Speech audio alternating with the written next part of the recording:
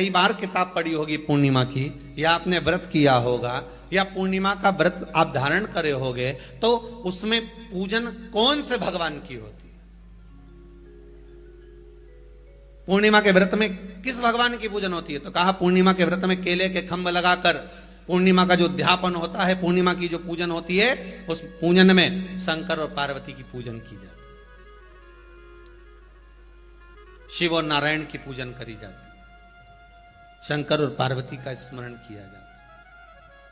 किसकी पूजन होती है? शिव पार्वती।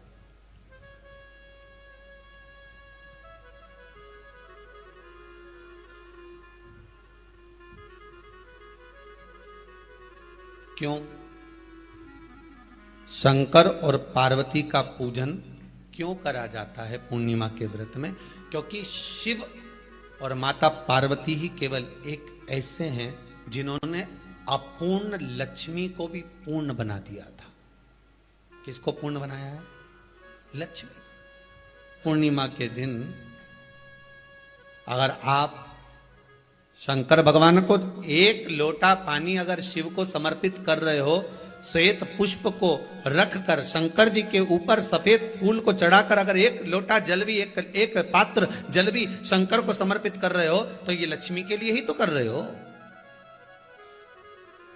और कौन सी लक्ष्मी? पूर्ण लक्ष्मी। पूर्ण लक्ष्मी। आपको पहले भी कथा में कहा, एक बार भगवान विष्णु के सामने लक्ष्मी मैया ने बहुत तेज स्वर में कह दिया था, नारायण, दुनिया के लोग आपका नाम जपते हैं, दुनिया के लोग नारायण नारायण कहते हैं, दुनिया के लोग आपका भजन करते हैं, पर सत्य मायने में कहूं ना तो मेरे बिना दुनिया के लोगों की नहीं चल सकती, मेरे बिना दुनिया नहीं चल सकती, संसार मेरे बिना नहीं चल सकता। भगवान विष्णु ने कहा, ये तो गलत है लक्ष्मी आपका कहना। एक दिन लक्ष्मी को अहंकार आ गया, अहंकार के संबोधन जब माता लक्ष्मी करने लगी तो भगवान, उसी समय पर भगवान विष्णु को क्रोध आ गया और भगवान विष्णु ने कह दिया, लक्ष्मी तू इतनी बड़ी बड़ी बात कहती है कि तेरे बिना नहीं रह सकती संसार। मैं तुझे कहता हूं लक्ष्मी, तू अपूर्ण है, तू अपूर्ण है, तू पूर्ण कब हो गई?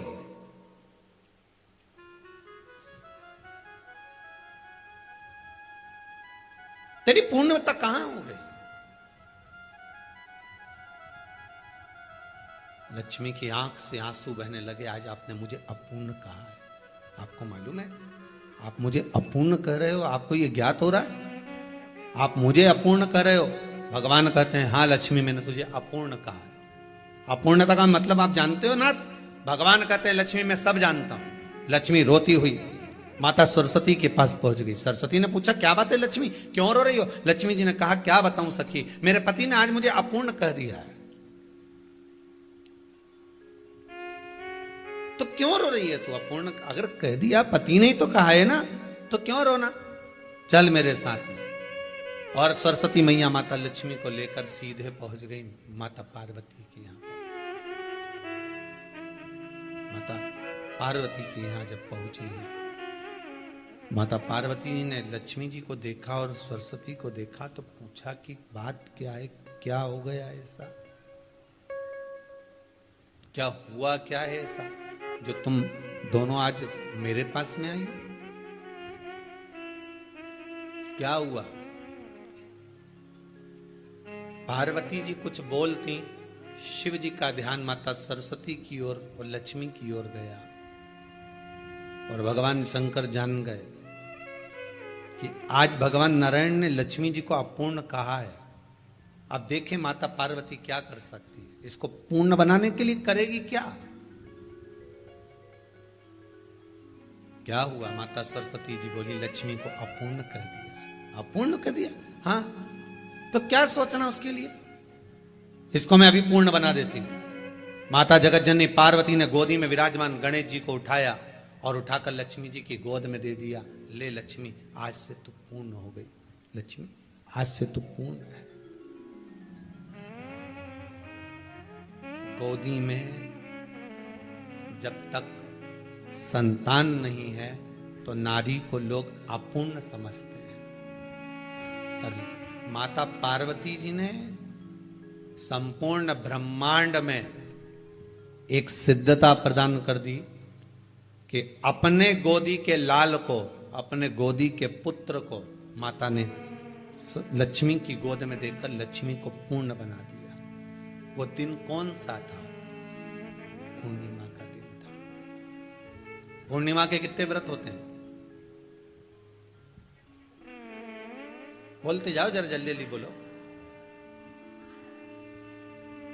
पूर्णिमा के नारियों को, स्त्रियों को अखंड सौभाग्य के लिए, जो नारी वैधव्य नहीं होना चाहती है, उस नारी को पूर्णिमा के कितने व्रत करना चाहिए? जिस नारी के यहाँ संतान नहीं हो, औलाद नहीं हो, उसको पूर्णिमा के कितने व्रत करना चाहिए?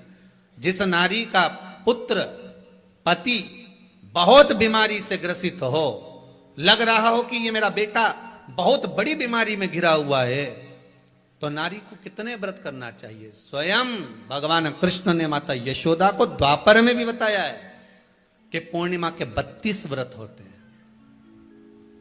कितने व्रत होते हैं? 32।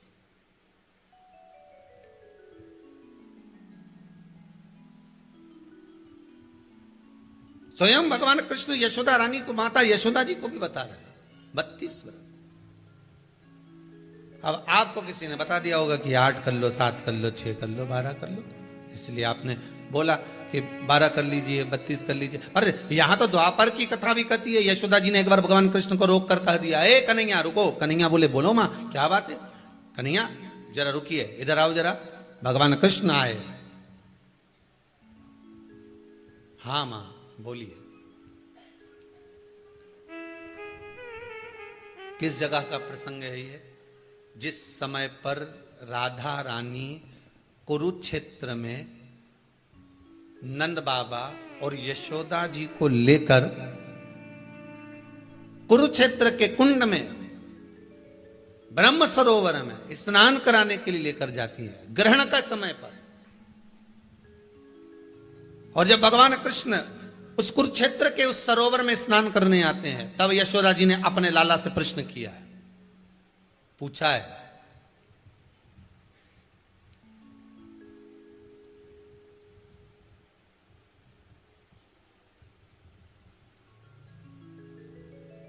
कि नारी वैधव्य होकर ना मरे।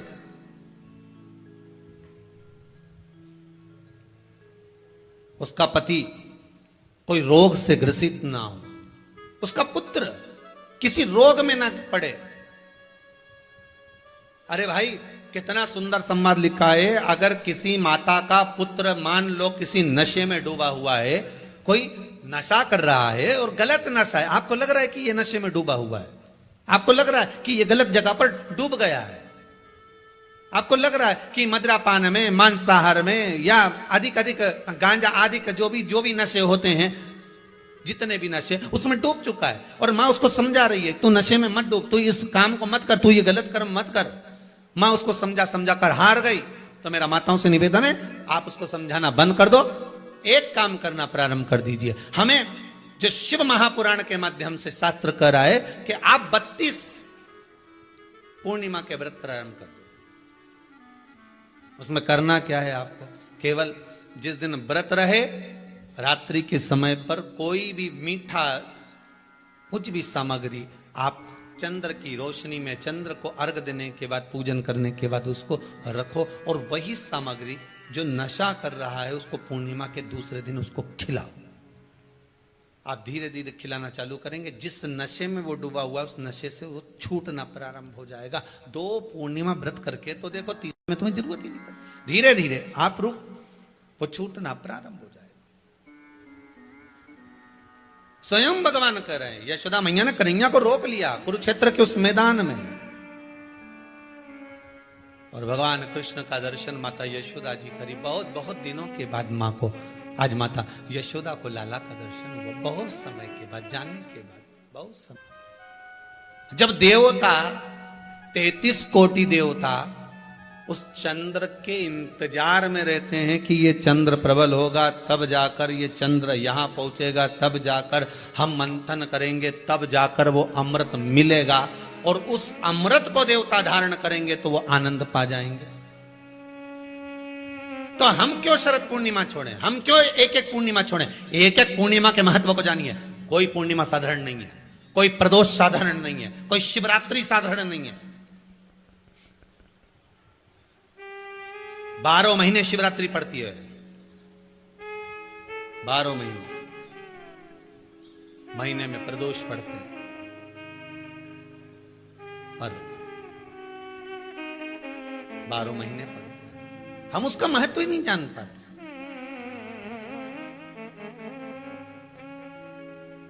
कौन से प्रदोष पर क्या करना है, कौन सी पूर्णिमा को क्या धारण करना है, कौन सी शिवरात्रि पर।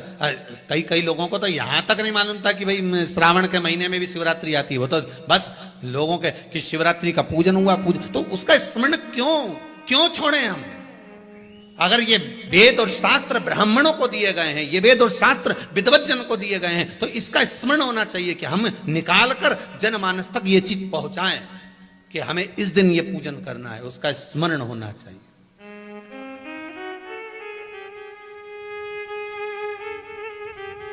और वो सुख देने वाला। भगवान कृष्ण से यशोदा जी ने पूछा तो भगवान कृष्ण ने कहा, मां, पूर्णिमा का व्रत अगर नारी 32 पूर्णिमा धारण कर लेती है तो वो नारी बेधव्य होकर नहीं जाती।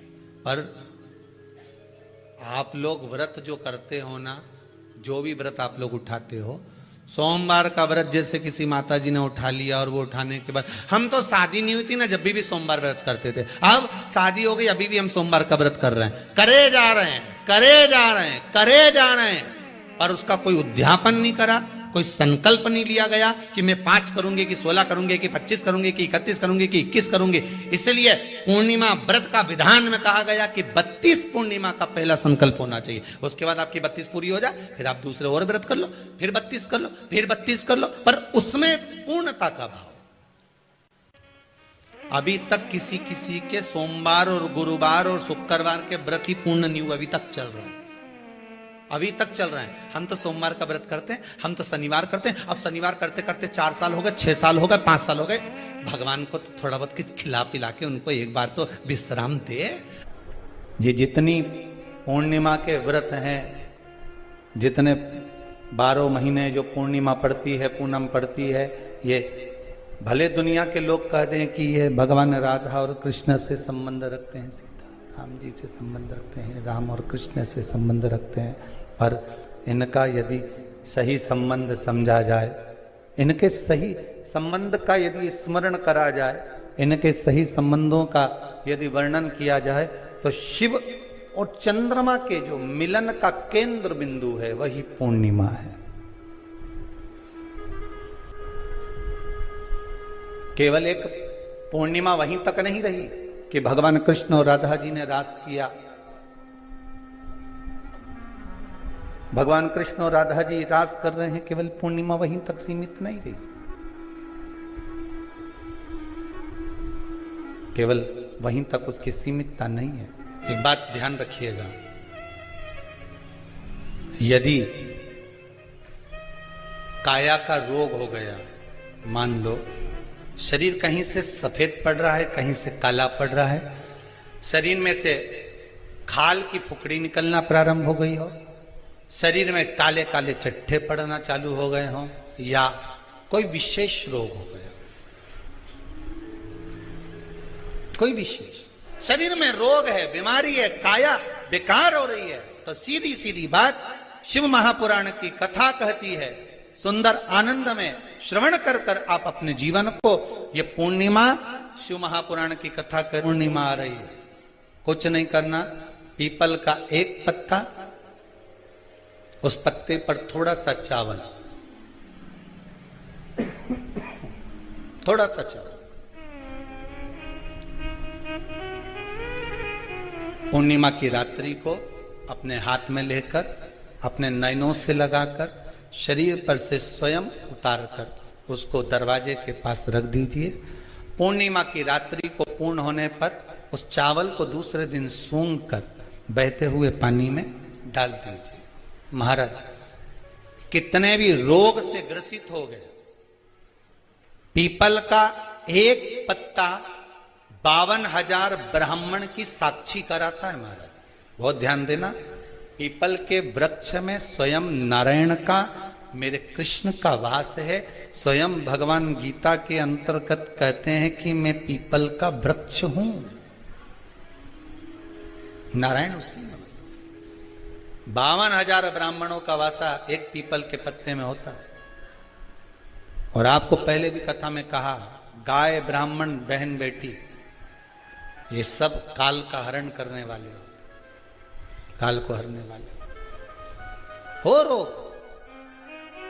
को मिटाइए, शिव का स्मरण करो।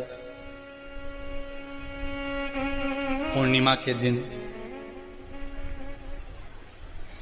चावल का एक आखा दाना, आखा दाना जानते हो, पूरा खंडित चावल नहीं, कितना चावल, एक दाना चावल का शंकर भगवान के शिवलिंग पर समर्पित करिए।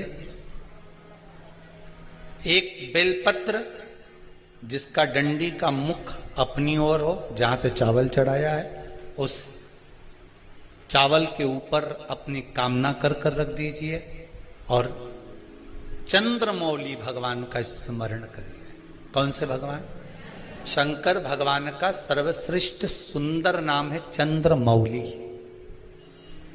चंद्रमौली भगवान का स्मरण करिए, अपनी कामना कर कर, बेलपत्र समर्पित कर कर शिव जी पर एक लोटा पानी, एक जल पात्र समर्पित करो, कलश से जल चढ़ा दीजिए, नैनों में वो जल लगाकर अपनी कामना कर कर वापिस घर को आइए।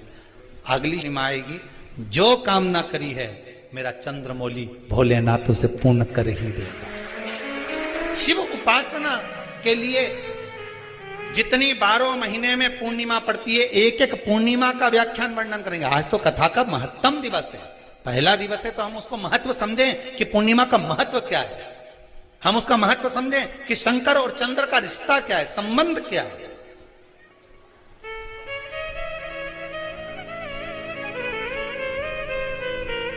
भगवान ने जितनी पूर्णिमा बनाई है, जितने नक्षत्र बनाए, जितनी घड़ी बनाई, जितना पल बनाया, जितना समय बनाया, ये शंकर भगवान ने जो बनाया ये गलत नहीं बनाया, श्रेष्ठता के लिए बनाया, जग के उद्धार के लिए, संसार के उद्धार के लिए बनाया। अब उसका प्रयोग आप करें ना करें या आपके ऊपर है। आप उसका प्रयोग कर रहे हैं ना कर रहे हैं, ये आपके ऊपर, पर जो बनाया है मेरे भगवान,